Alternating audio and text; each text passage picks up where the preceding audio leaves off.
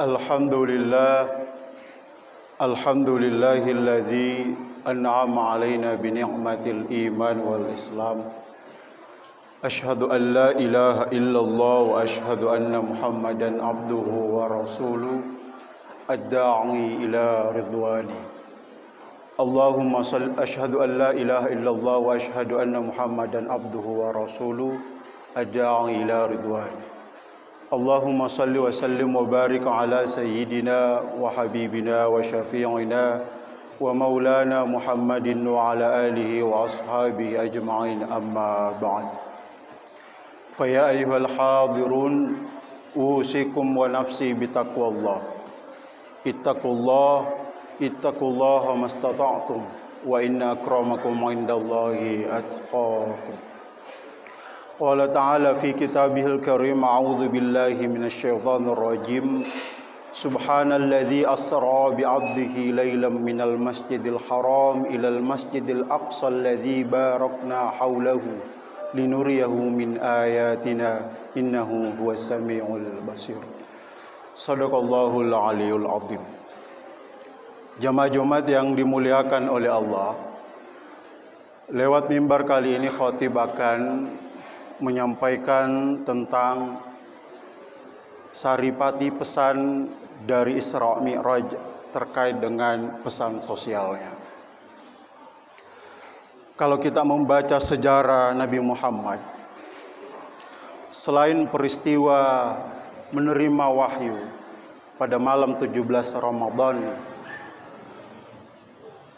di antara juga peristiwa besar yang dialami Rasulullah dan itu terjadi di malam hari adalah yaitu tentang Isra dan dimi'rajkannya Rasulullah. Ini adalah sejarah kenabian beliau yang memberi pelajaran dan pesan yang besar bagi kita umat Islam. Tapi jangan kita memahami sejarah Nabi itu tentang mukjizatnya, mukjizat sebagai rasul dan nabinya saja. Kita hafal tahunnya, kapan terjadi, naik ke langit keberapa, pakai burak apa atau tidak, yang biasa kita dengar sehari-hari. Tapi peristiwa yang dialami Rasulullah itu adalah mari kita bisa mengambil saripati. Apa pesan, apa petua hidup untuk kita dalam menjalankan ajaran agama kita sehari-hari. Setidaknya hadirin, kalau kita membaca peristiwa Isra Mi'raj, banyak sekali pesan yang kita bisa ambil. Di antaranya adalah diisrakannya Rasulullah itu dari Masjidil Haram ke Masjidil Aqsa. Salah satu pesan penting adalah mari kita jaga kebersamaan. Mari kita teguhkan persatuan dan solidaritas kita bersama sesama manusia. Kenapa? Nabi itu kan diisrakan, diperjalankan dari Masjidil Haram itu ke Masjidil Aqsa.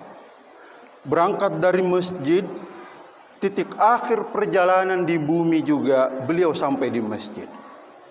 Jadi apa yang ingin disampaikan dari peristiwa ini? Hadirin, masjid itu adalah simbol identitas umat Islam bisa berkumpul. Di masjid itu umat Islam gampang sekali kita bersama-sama hadirin. Di masjid juga umat Islam mudah sekali kita bersalaman usai melaksanakan sholat walaupun kita tidak saling mengenal. Bahkan di lingkungan sosial kita, lingkungan rumah kita, tempat paling gampang kita bergaul dan kenal dengan orang lain adalah masuklah ke masjid dan aktiflah di dalamnya. Karena di situ sehari-hari kita bertemu dengan orang lain.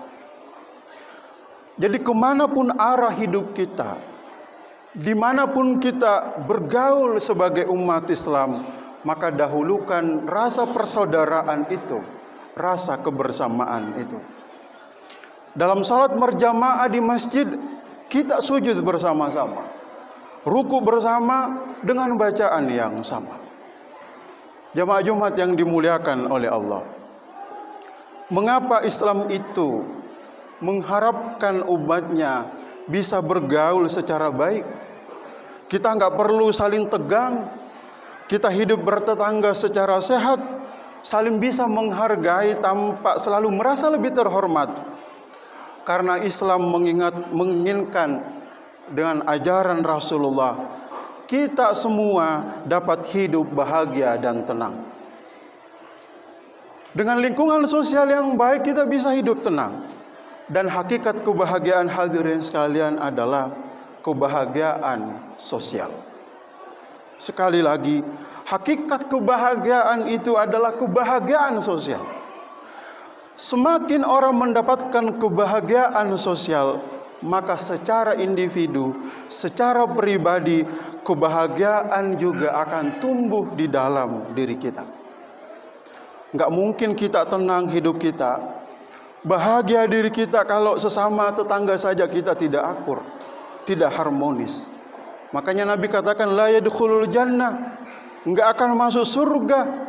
Artinya kalau kita pahami, enggak akan bahagia di dunia, enggak akan tenang hidupnya kalau qati'ur rahim, kalau orang suka tak akur, suka membuat masalah dengan orang lain.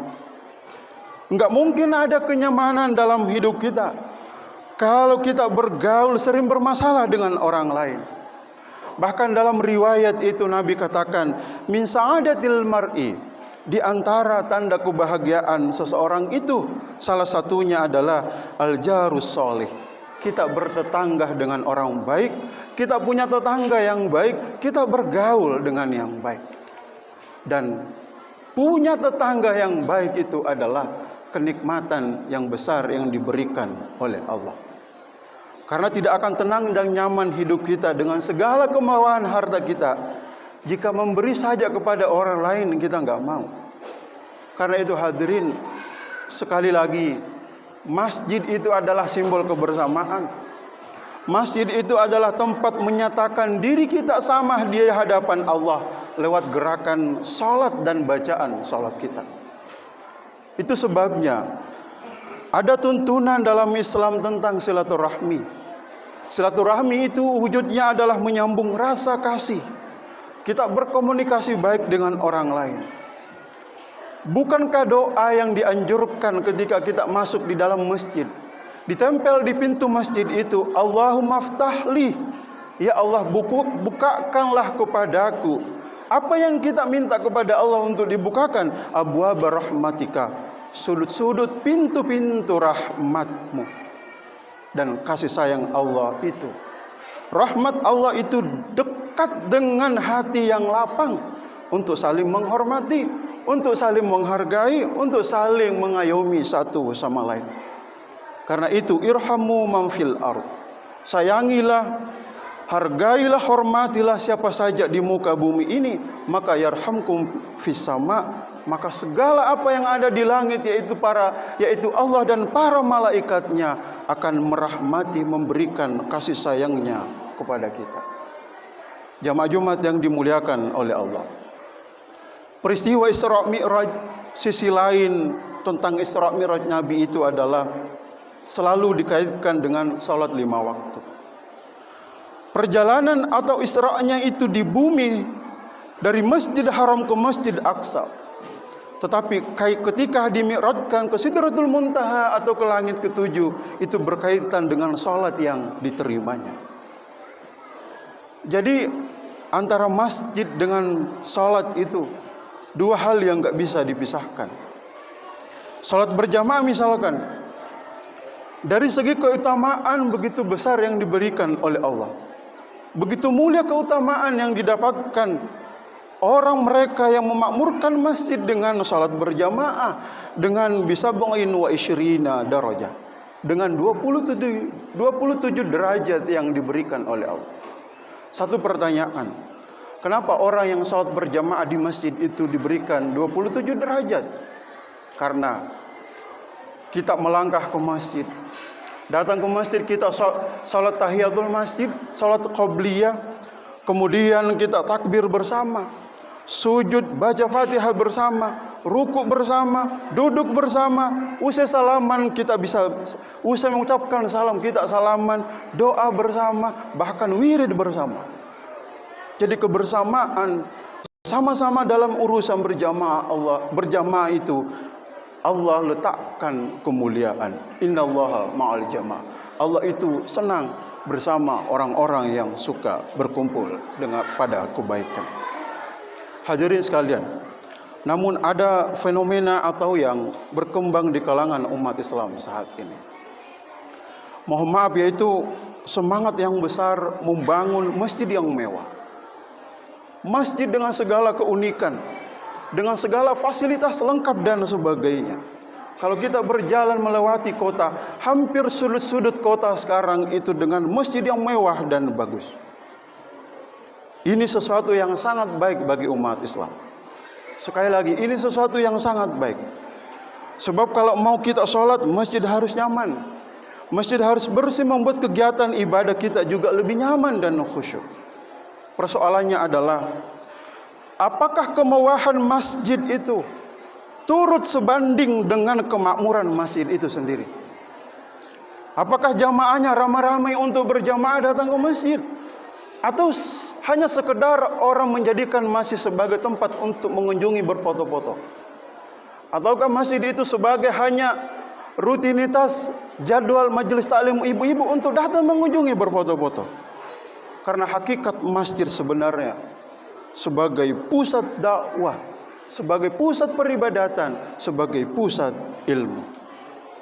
Hadirin sekalian, ini adalah penting bagi kita bagaimana masjid itu kita makmurkan. Bahkan kalau kita ingin melihat orang beriman dan orang Islam, itu dapat dilihat di masjid. Kalau orang Islam, dia akan datang ke masjid kalau sholat Jumat saja, kalau di awal sholat tarawih, kalau di akhir sholat tarawih. Tapi kalau kita ingin melihat orang yang beriman, lihatlah apakah dia sholat berjamaah setiap hari kalau dia punya waktu luang. Orang yang beriman itu mau di awal Ramadan, mau di tengah Ramadan, mau di akhir Ramadan, pasti dia ada. Karena itulah Allah katakan, innama ya'muru masajidallah. Innama adatu hasr. Hanya orang-orang yang berimanlah yang akan memakmurkan masjid itu. Bahkan dalam satu riwayat dikatakan, idza ra'aitumur rajula, kata Nabi, kalau engkau melihat seseorang yang hatinya bergantung kepada masjid, hatinya terdorong untuk salat berjamaah, fashhadu lahul iman. Saksikanlah bahwa orang itu beriman.